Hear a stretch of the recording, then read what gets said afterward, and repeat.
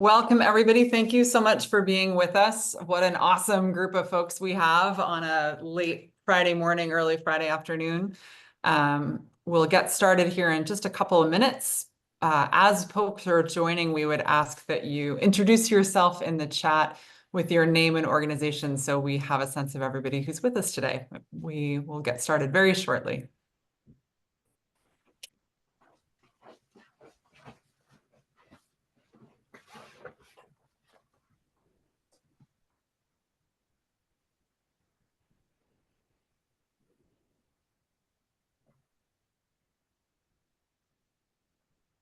Awesome. I see some intros rolling in, which is really exciting. And I will go ahead and get us started.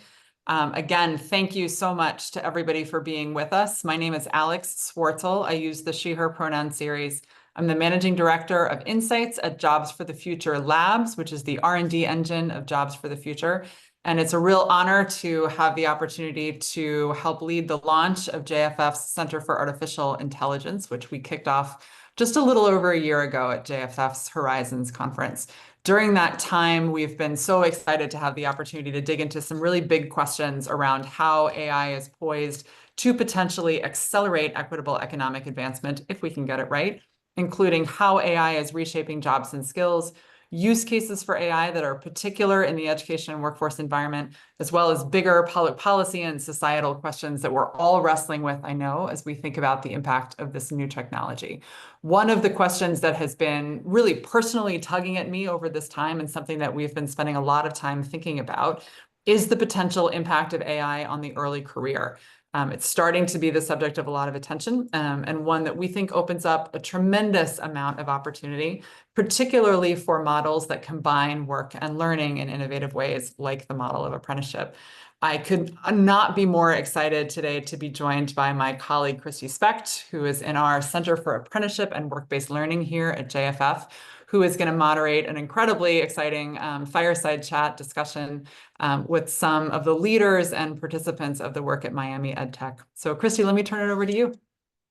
Thanks, Alex. And thank you for coordinating this event, organizing this event in a very pivotal week, National Apprenticeship Week, 10 years of impact. This could not be a better timed event. So thank you very much. Really briefly, I'll introduce myself. Krysti Specht, director within JFF Center for Apprenticeship and Work-Based Learning. Have a background in serving the San Francisco Bay Area's tech sector and working on building out work-based learning and apprenticeship pathways across the country focused on tech. So I'm thrilled to have this conversation because AI is the thing that is bubbling up in every conversation we have. But before we get going on this conversation, I would love for our panelists to be able to introduce themselves and tell us about their work at, or Norbert, your experiences are going to be a little bit different with Miami EdTech and your experience in pre-apprenticeship and apprenticeship leading towards AI. And Carlos, if you'd like to kick us off. Yeah, hey everyone, happy Friday. So we close out National Apprenticeship Week. I don't know about all of you, but it's been really busy here in South Florida. Pretty much events every day. And this is a wonderful way to kind of recap and, ride the momentum, the wave that's happening. See some very familiar faces on the chat. Great to see you all. Some real workforce pioneers I see. So as for myself, I started Miami EdTech around 7 years ago.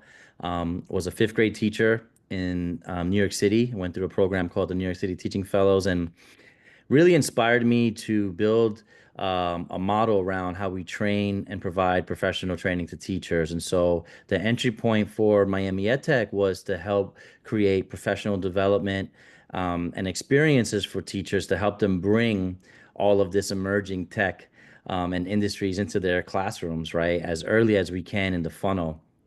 And so as we evolved from working with teachers, we ended up offering high school programs. And I ended up becoming chair of the STEM board at Miami-Dade County Public Schools, which was awesome, working with the Career and Tech Education Department there, Dr. Lupe Diaz and her phenomenal team. And they've been very bullish and have been huge proponents for pre-apprenticeship for a long time. And I would say maybe 4 or 5 years ago, if you would have asked me, I would not have been able to speak on the topic because it was, obviously it's still an emerging topic. And what I saw was an opportunity to work backwards from employers through apprenticeship and into the pipeline that pre-apprenticeships create. So over the last few years, we've been supporting our 6 high schools, which are part of our pre-apprenticeship program in AI. And that number is growing thanks to the DOE and some grants that Miami-Dade County Public Schools has received. But, we built our apprenticeship program from a real need. Tate will share more about her work and how that happened, but we had several projects that we knew in order to be more efficient as an organization, we were going to need to leverage AI, the generative side of AI, but also even on the data end and how we leverage data for some projects that we're doing with Miami-Dade County. And so, I'm sure I'll share more about that, but I'll pass it along to our program manager, Tate. Awesome. Thank you so much, Carlos. I appreciate it. So, hello, everyone. I'm very excited to be here. My name is Tatenda. I am the program manager here at Miami EdTech. My background is actually in computer science and mathematical sciences.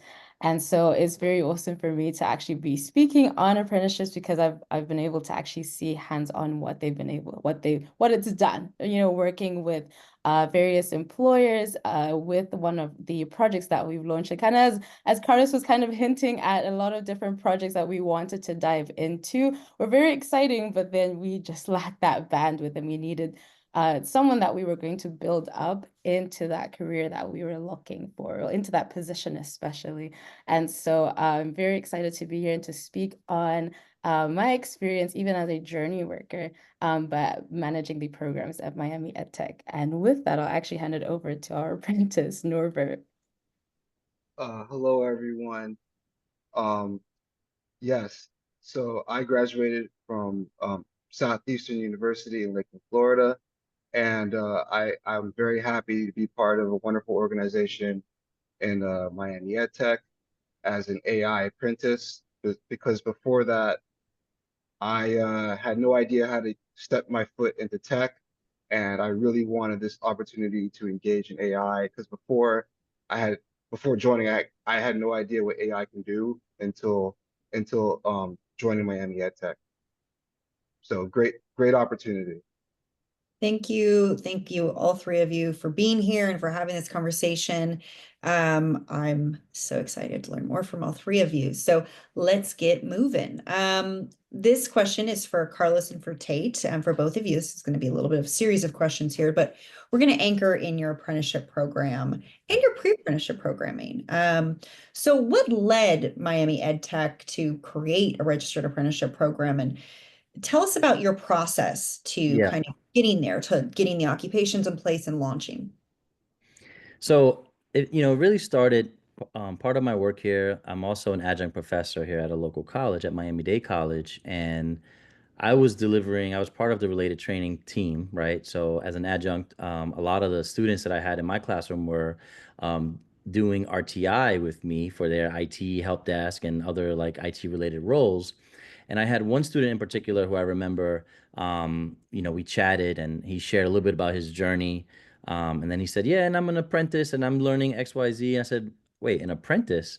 And I hadn't visited the topic probably since 2012 when I moved to South Florida and was trying to create an apprenticeship.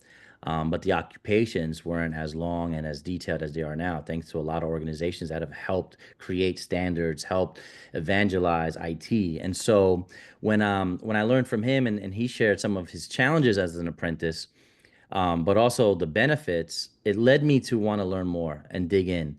And it's one of those things that was just sitting on a shelf, this shiny apprenticeship, but there's so many layers to it that unless you commit to learning about apprenticeship, it can just stay there, right, in this unknown space, which I think a lot of us probably have experienced.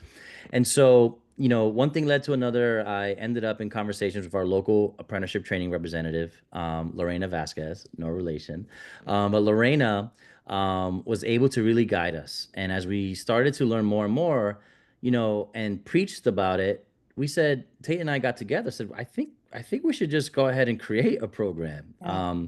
And so we decided to do it because we were starting to be looked at as a thought leader in the space around apprenticeship. And we said, well, what better way than to just go into, really walk the walk. And so we looked at some of our organizational needs. We knew we were doing this big project with Miami-Dade County. I'll let Tate talk more about that project. And I said, let's go for it. And so, we went through the standards. We figured out we identified two occupations. One is in AI and the other is web strategy, UX, UI. And we said, those are two key occupations that we know we're going to need to add to our team over time because of the projects we had. And so it really was born from a combination of the need and also the fact that we wanted to be able to see inside the hood and understand all the nuts and bolts. And our ATR really held us to a high standard. And so we really appreciated that. And Tate can share more about the specifics with the projects.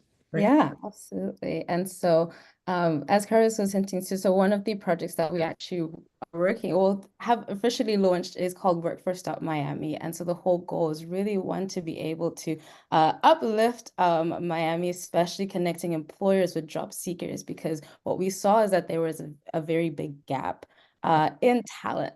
And so as we were just talking to employers, as we were talking to the county, we noticed that, okay, there's a disconnect here where one, they're not communicating with each other, but two, the talent pipeline isn't actually being developed. And so that went into a lot of what Carlos and I were talking about is to, okay, there's a pipeline, there's a pipeline, but there's something missing within that pipeline. And that then led to the talk of apprenticeship program. But Workforce Miami is very exciting because it now helps in one, the employers helping them build an apprenticeship program as well, based on the experience that we've gotten from our own in-house, but as well as assuring the job seekers that, hey, there's so many other upskilling opportunities. It's not just going into a job that you're like, okay, I just need to survive, but okay, what career do I actually want to go into, and will I enjoy it, and what am I going to learn as I go? And so that was really the big meat of it. And so it's just really awesome just being able to see that project and seeing how the pieces have come together.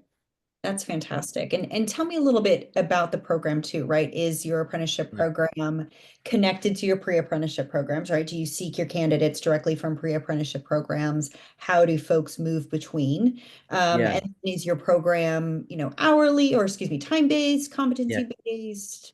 Tell me a little bit more. Yeah.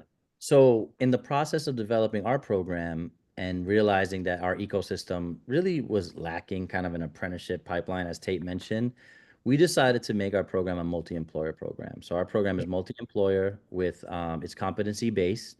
So it allows the flexibility of maybe getting a boot camp grad who hasn't been able to find a long-term opportunity, or maybe a local college grad, because we have in this corridor alone, we have, close to 1 million learners when you think about Broward and Palm Beach. And so really our goal was to create a flexibility around that, make sure that in Florida, for example, every apprentice that has RTI it's free for the apprentice. So tuition is paid for.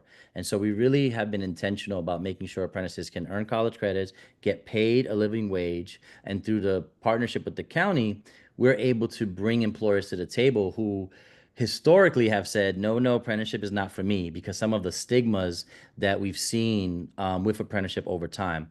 And so that was part of the strategy. So we now have 5 other employers who have signed up as part of our multi-employer, and we're looking at additional occupations to add to the program. And so when we created the curriculum, we had a lot of focus groups. So we brought employers together. We knew what we needed, but we also wanted to make sure that we had a pulse on the general ecosystem.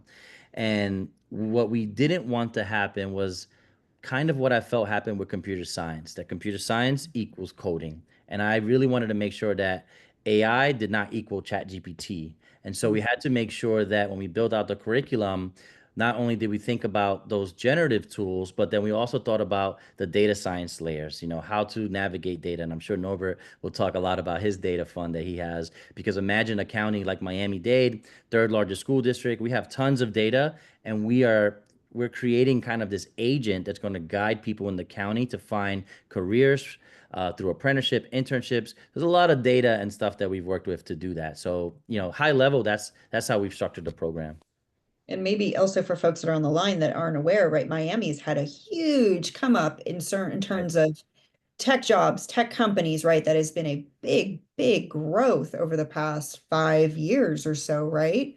Yeah, yeah. And so you've seen a totally different ecosystem that now your entire community has to basically build jobs towards. Yeah, you're totally right. And the income disparity is growing. And so how do we help folks get into high wage, high growth careers so that they don't have to leave? And so, with the opportunities that are coming here, we want to make sure the pipeline from middle school through high school is prepared to compete for the jobs in this global economy, because of the fact that it is a very competitive landscape. We don't have a lot of big enterprises here in South Florida, in Miami. We have more small, medium businesses. So how do we make sure that the talent can stay, not have to leave, but also learn and produce, while employed here? Yeah, absolutely. And Tate, did you have any thoughts too on the structure of your programs and how they kind of got moving? Yeah, just to add a little piece of what Carlos really shared, I think with a lot of the work that I do, I work very closely with our teachers as well. So being able to have our AI teachers that are very interested in getting their students equipped what they need. Because I think the biggest thing really is one, sometimes where there's a disparity between the work that's being done and what's actually needed. And so now working with the teachers to see, okay, hey, this is the need. And this is what our students want to do, but they may not necessarily have certain access to things. So it's like, how does that pre-apprenticeship program then do that? Because it provides that access that they need. Because we know how talented our students are. We know exactly they know what they want, but then now it's just providing that platform for them. And so it's just very exciting to see that growth and to see how it just goes from that high school middle school, high school level to now going into a full-grown apprenticeship program, but also the skills that they gain as they go, and not really it doesn't take away from anything that they're doing, at the moment, but it's really just building on top of what they're getting. And they see the benefit of that as well. So that's what Yeah, absolutely. And that's the beautiful thing too about apprenticeship, right? Is that you get to cater it around the real-time need of employers in the space, right? You're not having to say, okay, this curriculum has to get in the classrooms. What is that going to take, right? You get to make that curriculum meet exactly what's going on with your employers. Um, yeah, that's great. Thank you so much for that information. I'm going to move on to the next question. So, based on your experiences in the age of AI, how can apprenticeship programming adjust knowing that technology at large will shift rapidly? And what opportunities and barriers exist with this? That question is for Carlos and Tate. I didn't say Hey, that. you want to Unless, tackle? Robert, you got any hot takes, you have. Yeah. Absolutely. So it's I really love this question because I recently was in California at Google for a Learning in the AI Era event, which is really awesome because it mainly spoke about, okay, we know that this tech is emerging. We know that we have all these new things coming up, but then how can we model our learning based off of the emerging tech? And it's like, we don't know what AI is going to look like in 5 years. We don't know what it's going to look like next year. We didn't have ChatGPT 3 years ago, And so now being able to model that as we go. And I think the biggest thing at large is one, being able to help develop practices emerging. So picking them up early, because I think what a big barrier could be, and what we've seen sometimes, is that people can be hesitant when it comes to new things. They can be hesitant to change. But really in showing them, this is why I love that we're walking the walk, because we're able to actually show them hey, this is doable, this is possible, and you don't have to be afraid of this. And so that has been a big barrier, but it's also in the education side of things. And so even with new tools such as a career dreamer, right, where you have people that want to go into a career and they have no idea. Now Google's launching this whole new this AI tool that actually helps them build their profile based on what they like. So let's say I love to bake. And so based on that, I have I have a critical eye on certain things, right? And so now it helps me build that platform, even though it's something as small as baking. Now they're able to use AI to generate that profile for me. And so now seeing how we can use that to help people that are looking into their career and man, I don't want a job that I don't like, that I don't like going to every single day. I want to have some. So then that way, when they start there knowing exactly what direction they want to go into, when they then go and look for an apprenticeship program, they have guidance. And so those are the really incredible opportunities, especially with all the emerging tech. Like there's so many new tools that are coming out, and now us being able to use our lens to apply those tools, because it's not just, oh, okay, I'm giving you a hammer and you're just gonna go around, walking around the hammer. It's like, how can I use this effectively? And so, yeah, that's what I'd share. That's great.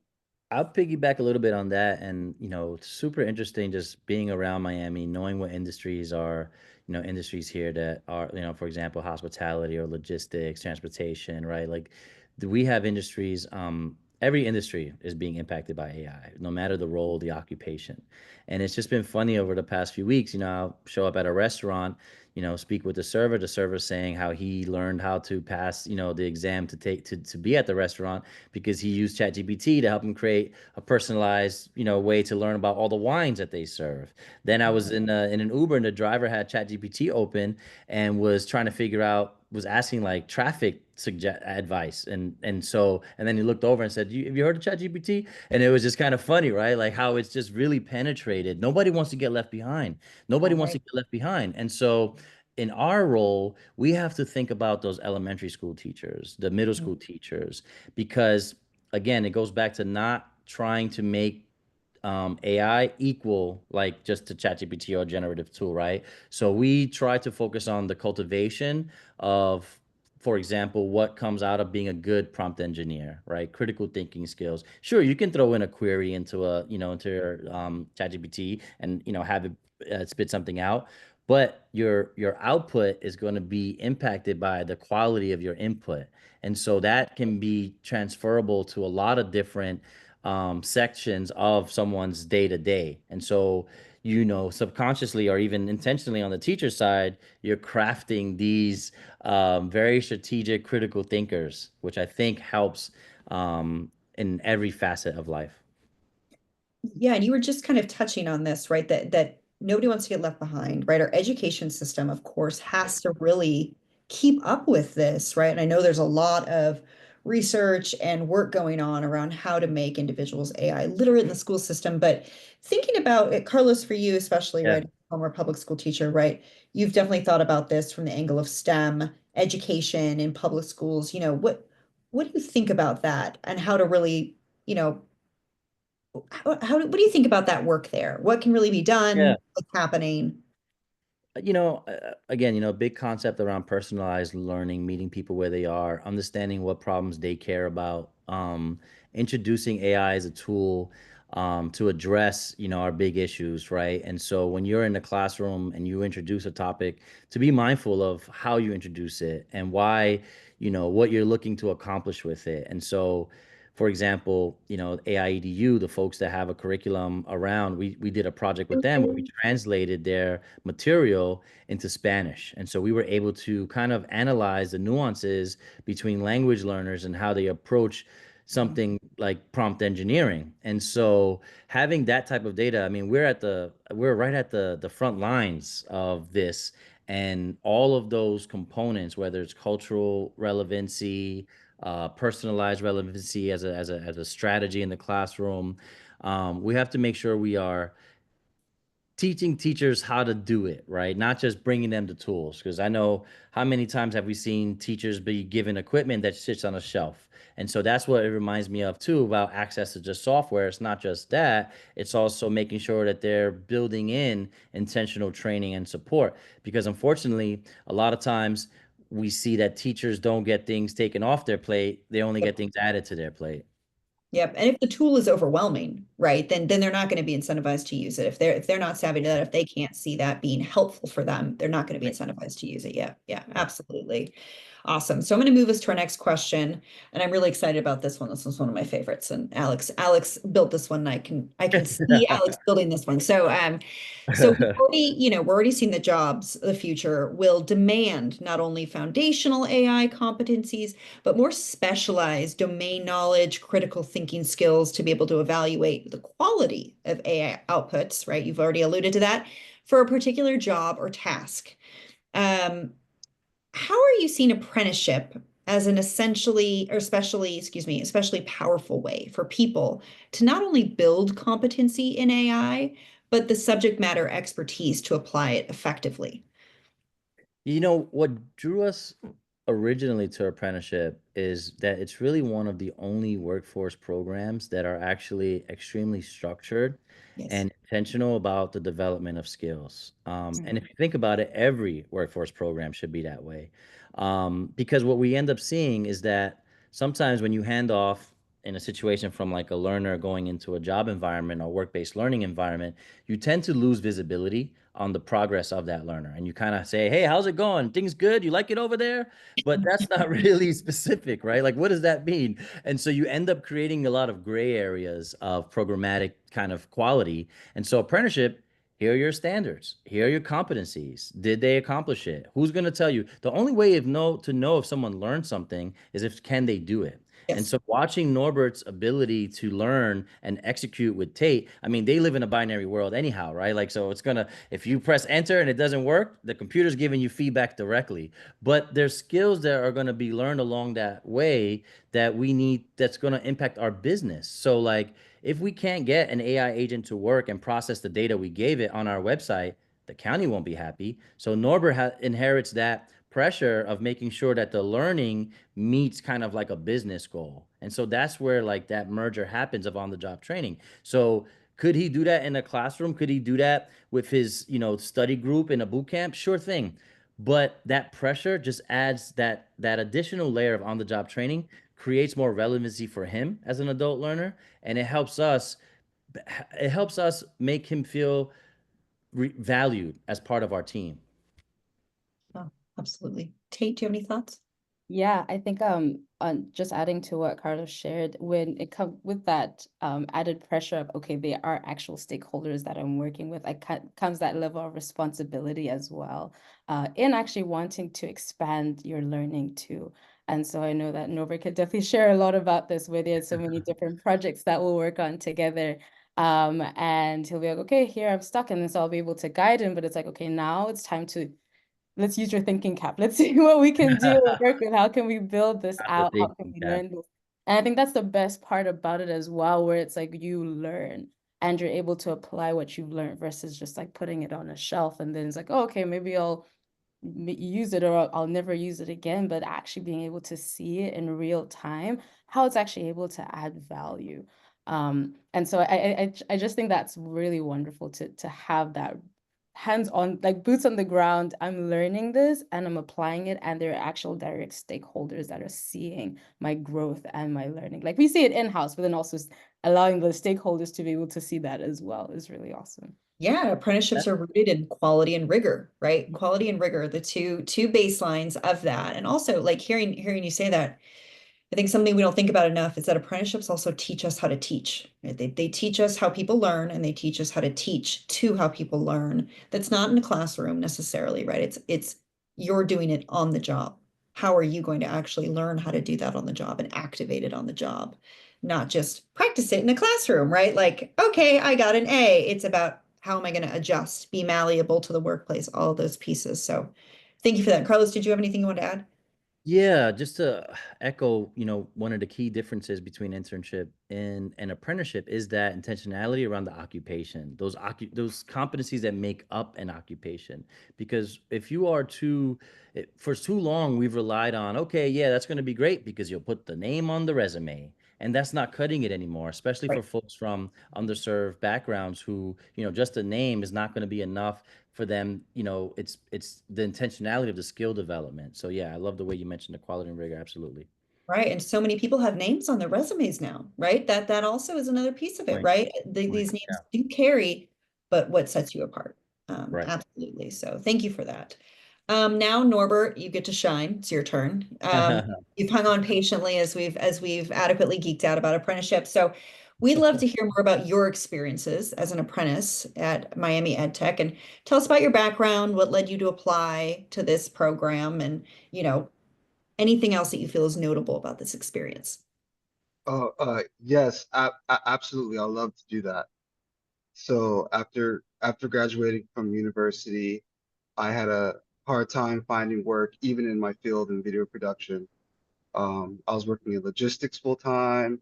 I was working in digital media part time until I did stumble upon computer science, doing a full stack coding boot camp during the pandemic, which changed my life forever.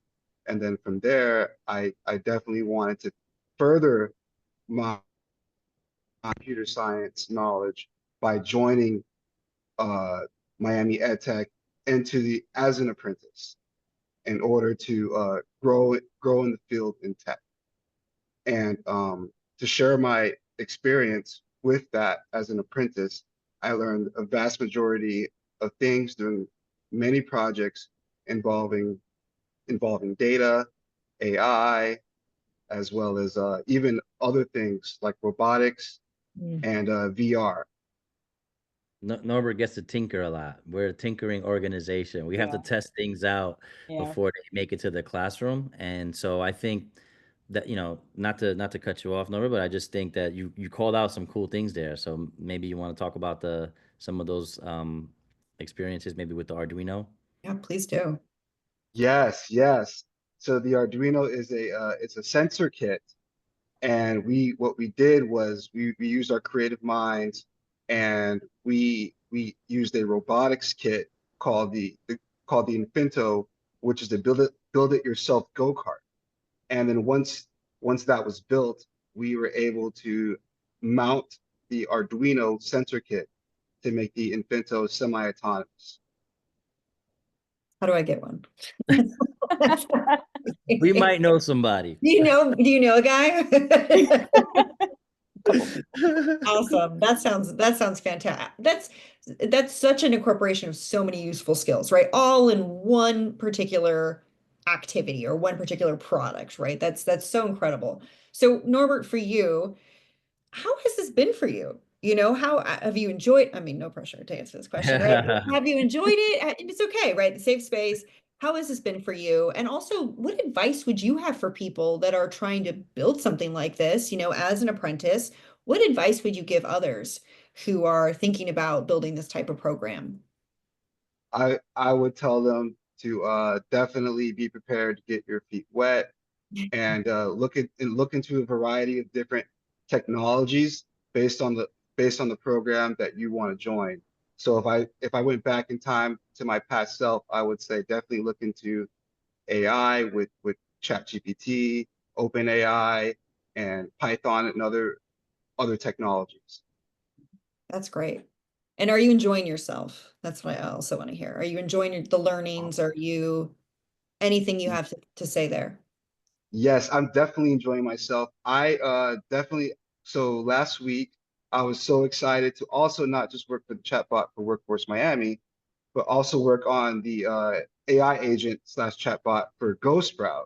And I did a Loom video, and I was so happy that I figured it out, and I used different technologies to make that happen. And it was just so exciting. And I also put it on my LinkedIn as well, on the That's different things that I've done. shout out for everyone to check out Norbert's LinkedIn so they can see everything. Awesome. Thank you so much, Norbert.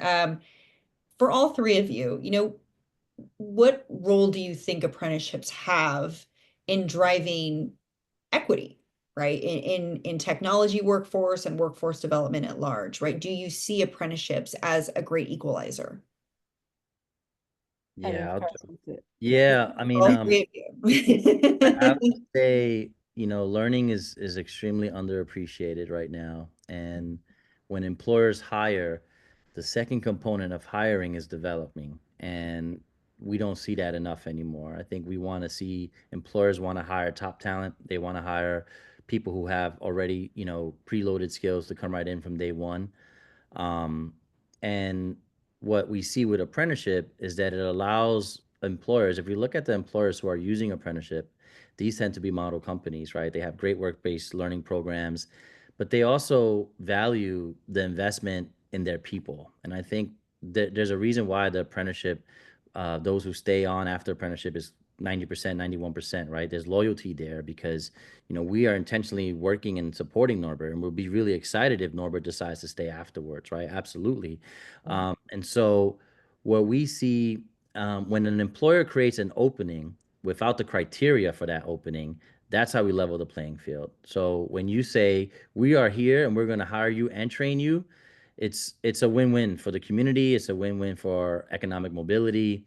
Um, the challenge has been really more about the retention rate. And so when you think about only 30%, even less for Black and Brown folks to get into and get to the finish line, that's where we put a critical eye on that. We want to understand that more. And that's why, we got into building the software, the Go Sprout software. But I think a lot of that has to do with interpersonal dynamics. And so that's where that other piece comes in around how we we have Norbert on stage. He's in a webinar, he's answering questions. We want him to get the full exposure to things that he's going to encounter as he moves along in his career. Yeah, that's awesome. And I think to just even adding on that when it comes to the employee side of things, right? When it comes to the job seeker, that disparity that's happened previously, I think what's really awesome about apprenticeships is that it then kind of it then bridges that gap, that's been so wide for so long. And so people that previously would not even have been able to get into tech, right? Like you have your ALICE population, right, which is the asset limited, income constrained a section, which is very much like your people that either live below poverty level or like they're not able to get those good paying jobs because you have to have certain certifications, you have to have a bachelor's, master's degree, so on and so forth. But now Social it's like, capital. okay, Yep, that social network. exactly. Yeah. Yep. Sure. And so that whole 9 yards. And so now with the apprenticeship, it's like, okay, that is completely eradicates like what do you want to do? Like what do you believe in? Like what is out there that can actually help you get to where you need to be? And so now really being able to level that playing field for them just completely changes that dynamic because it adds to that loyalty as well. Because like, wow, you not only did you give me a chance, but you taught me how to do this thing.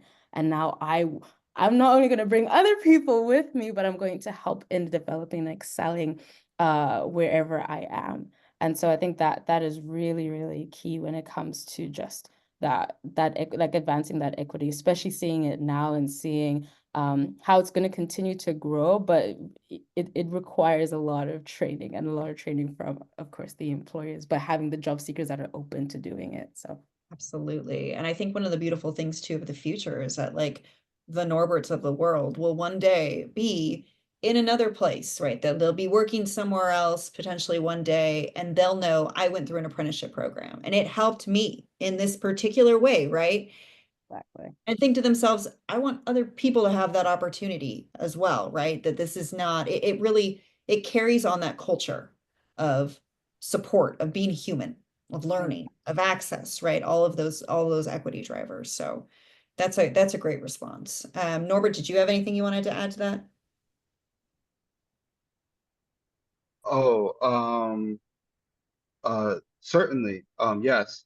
I think that AI in the future is definitely going to be a big change in our community, and I look forward to growing with AI to not just to teach myself, but to teach others that want to enter into my field as well. That's great. Thank you for that. So a couple more questions for you all, and then we'll have some other questions to, Q&A from the chat. So Carlos and Tate, for you. So in your opinions, what do companies or firms or even policymakers need to know about the value of apprenticeship to entice the growth and, really perpetuate further growth of apprenticeship? Some key things they need to know. There's a lot of things they need to know, but what are some like really hot points you want them to know?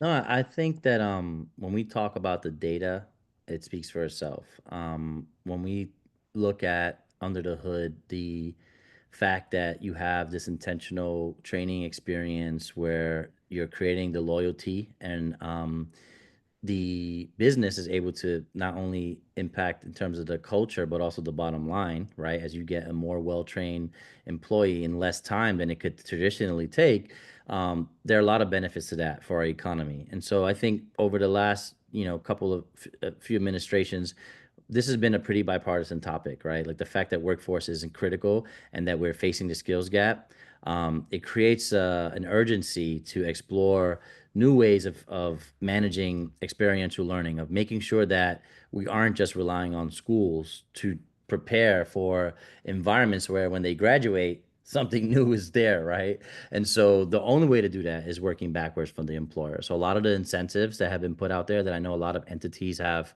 benefited from, intermediaries, industry intermediaries, even wage reimbursements and things that some of the funding has been able to, the areas, I mean, from urban and rural communities, I think it's important to explore not making it so difficult to compete for this funding, instead to find ways to make it more equally distributed.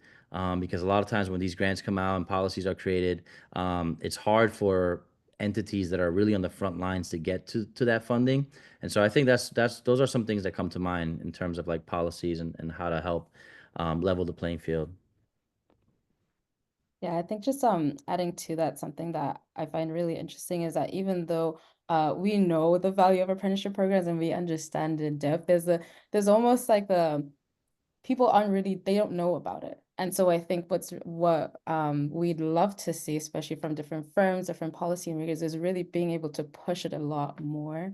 That way people actually know that they have access to this, because I think a lot of it as well is the people then don't know unless we educate them, right? And so I definitely believe that because the value only comes from when you actually utilize it, versus kind of keeping this really well hidden gem, but it's like it shouldn't be a hidden gem. Everyone needs to be able to see that. Yeah, absolutely. Go ahead, Carlos. I was just gonna piggyback. Tate reminded me of the fact that how a lot of the states that are creating policies around equity in AI and usage and garbage in, garbage out, right? The concept that a lot of times we have to be mindful of how we how we use content that we receive, especially content that could be skewed based on the pool of data that it has. So I think of work of entities like the Capor Center and Lilly, who has really been raising awareness about the use of their equitable toolkit. And because at every phase of the apprenticeship, there are opportunities where something could kind of go wrong, right? Like any workforce program. And I think I saw a question about the mid level. So what I've always seen is the people on the top aren't always aware of the frustrations of those on the bottom, right? Bottom. And then the people on the bottom are often powerless to help influence change, right? So when you implement an apprenticeship across culture, it's not just saying, telling the HR department, we're doing apprenticeship. It's making sure that the entire organization. And so I think more awareness around that could be really helpful. And we hear a lot of times too with some companies. I was on a webinar the other day actually with the state of Virginia, and they were saying, I won't name the company, but it was amazing feedback where the company was saying that apprenticeship programming in their company, the managerial staff all were on a wait list to get apprentices, right? It was just such a loved program, right? And I think that's beautiful. But one of my questions back is, well, do the apprentices also feel that way as well, right? There's a heavy down mentorship approach, but is it a human-centered design approach for the apprentices facing up, right? Is it a mutual feedback loop? So that's so important, right? Because if things go wrong, people could turn away from that career altogether. They can turn away from you as an employer, which is a huge piece of this, right? Like if you are a prominent employer, you you could actually make an employee say, I will not work for or ever support this company ever again, right? That's not great. And it's all probably well-intentioned, but Yeah. sometimes things just don't work out. So it really does need to be a mutually beneficial feedback loop. And in there needs to be a heavy focus inside the company, but also on supporting the apprentices up, right? That absolutely needs to be there. Yeah. So, I 100%. mean, I think our biggest wins when we meet an employer, and a lot of times that's me doing the partnerships conversations, Of course. and I'm able to get them to because a lot of, what I would hear in the beginning was, well, why don't I just hire someone? Why don't I just hire an entry level person? And I basically say, you're just intentionally, supporting the development of that. And it's really a mindset shift that has to happen, right? Where it's not just, just a hire, it is a hire, but it's a structured hire. It's a Exactly. hire that shows them wage progression, that shows them when they're going to get a pay bump, and that's transparent. And so what we encourage our apprentices to do, I mean, we have open lines of communication. When Norbert is assessed for the competencies and what he's doing, because it's competency based, he gets a chance to kind of explain. And so the feedback loop works both ways, which I think you're so right. Because if you don't feel that and it feels one way, then I think that is what impacts that retention number I was talking about. If an apprentice starts to feel that they're not learning and they're just being told to do things without sharing reflection of any good teacher captures the reflection of our students, right? That's typically the last part of the lesson, is making sure how was this for you? How did this feel for you? And so I think I totally agree. I think those are areas that we need to be really speak for and advocate for. Yeah, absolutely. And Norbert, from your perspective, what's something that maybe you wish you knew prior to going into an apprenticeship or this apprenticeship program, whether about apprenticeship in general or just maybe even this opportunity? Some of the things I wish I knew before joining this particular apprenticeship was getting more involved with AI, in particular ChatGPT and OpenAI, because of the queries that you can put into the input and what the output does, particularly as a developer with programming, how cool and exciting it is to put all the pieces together. And so I wish I did that prior. Yeah, you are, and also I can tell you love this space. Like you love what you're, yeah. I can tell. You're also like smiley faced and seem happy. That's fantastic, right? And that's what they want to see because you're part of their program. And exactly, you're going to be in here. You're here for a year, right? This is something that is going to give depth. And Norbert's entering, I think, month 5, if I'm not mistaken. Congratulations. Apprentice. Move it, you're halfway there. Exactly. And the fact that that light is glowing brighter every day, that's super important for us, right? Because all of those competencies, he saw them ahead of time and said, yes, I'll do this, right? So let's make sure, we try to make sure that you can reach a competency through any experience, right? And so that's what we try to provide, especially when he drives off in the go-kart that he built. Exactly. I'd like one of those, please. Thank you so much. All right. So final question that we have for you. What's next for Miami EdTech and the role of apprenticeships in this work? And what are you the most excited about for the future of apprenticeship in AI?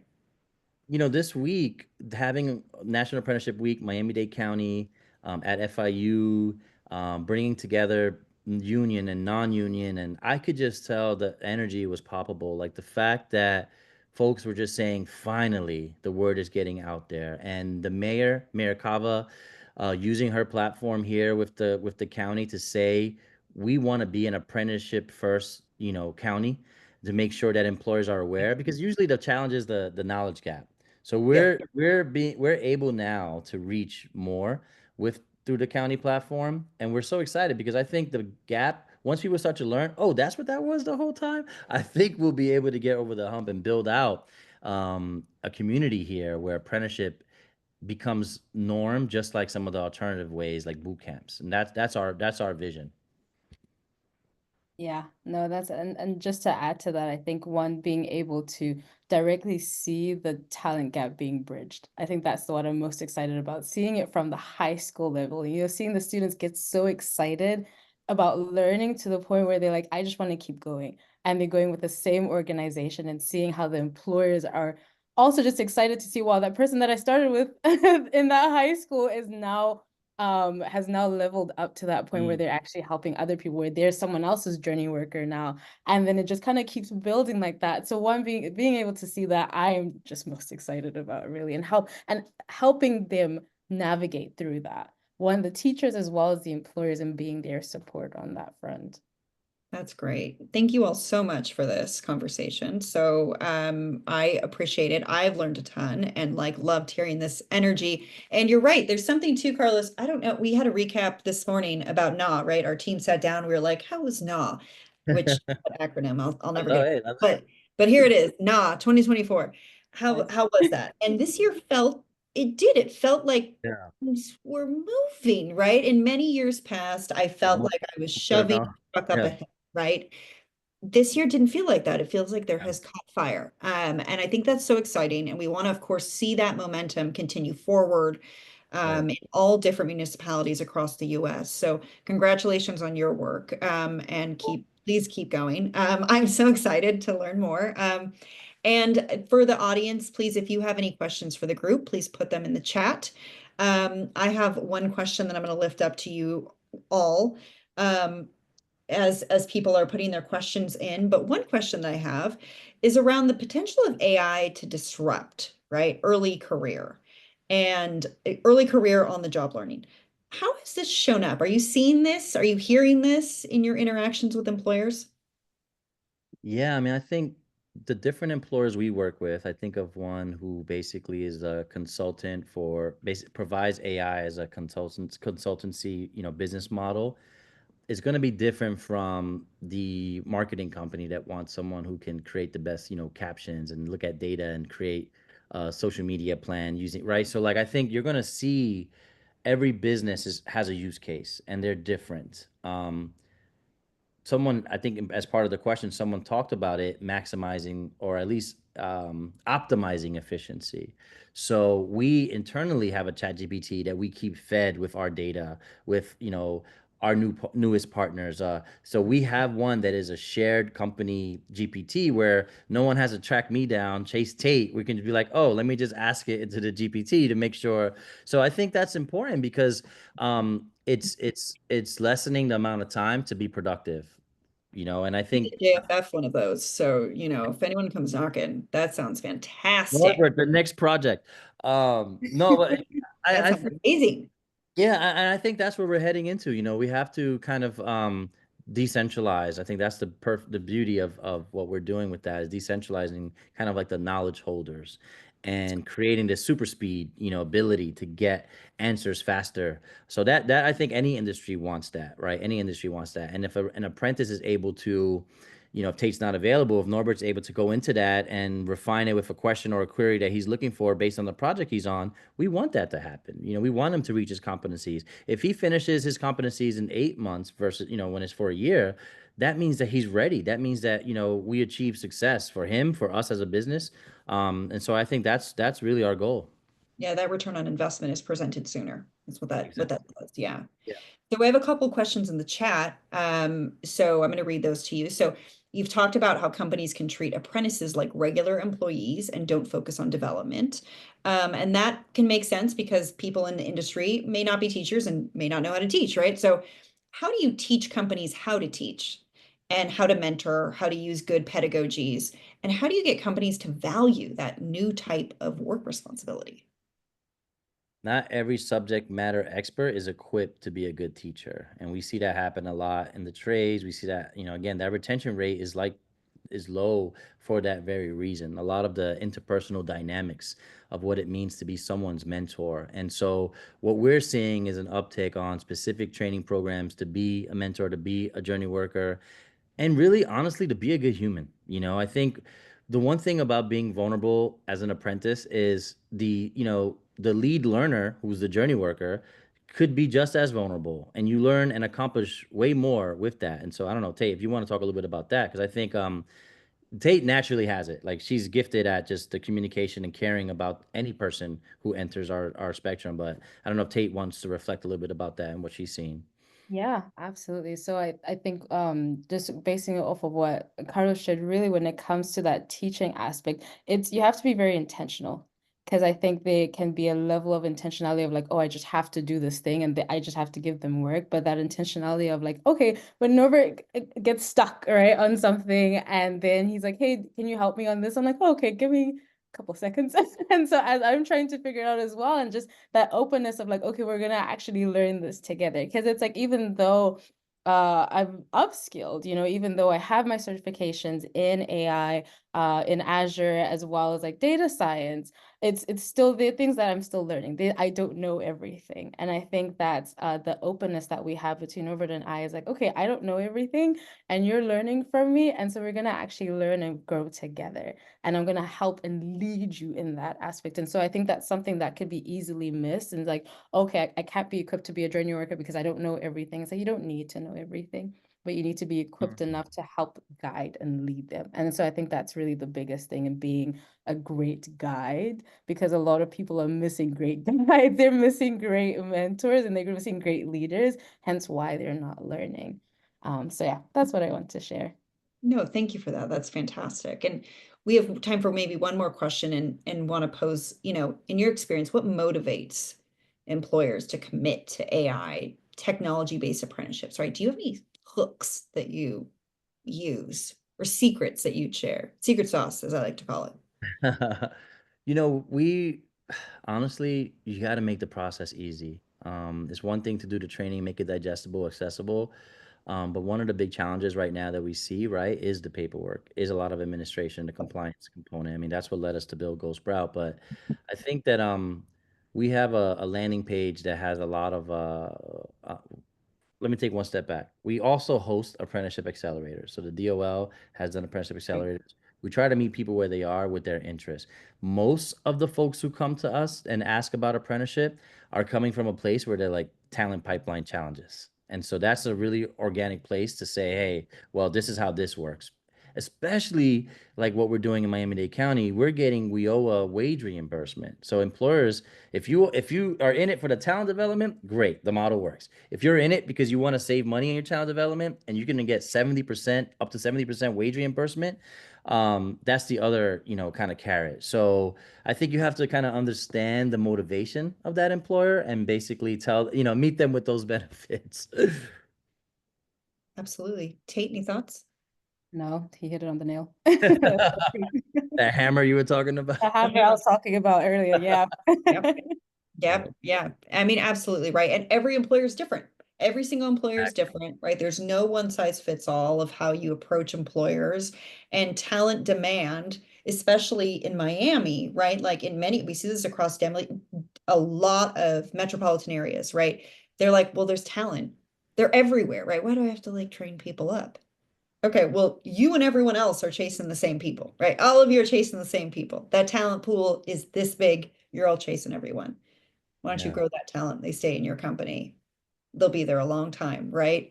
And that's just going to benefit you. That's going to benefit your community. That's going to benefit everybody and your bottom line. So thank you so much.